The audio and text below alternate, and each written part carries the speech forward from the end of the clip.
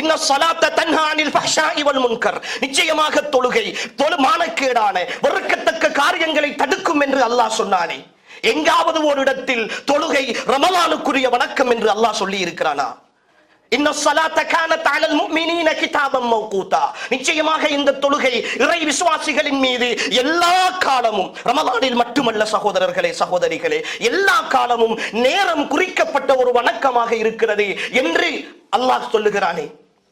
வேண்டுமென்றே தொழுகை கடமை என்று தெரிந்து தொழுகை நேரம் தாண்டி போகிற வரைக்கும் பொதுபோக்காக இருக்கிற ஒருத்தன் இந்த மார்க்கத்தினுடைய வட்டத்தை விட்டும் வெளியேறி விடுகிறான் என்று ரசூல் ஸல்லல்லாஹு அலைஹி வஸல்லம் அவர்கள் எச்சரித்தார்களே.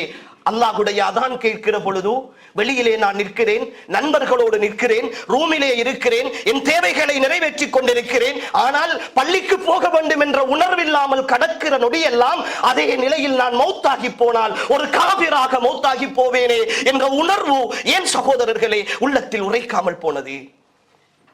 ஏன் அந்த சிந்தனை எனக்கும் உங்களுக்கும் வராமல் இருக்கிறது? ஒவ்வொரு நொடியும் இப்படித்தானே கடந்து போகிறோம். சாதாரணமான விஷயமா?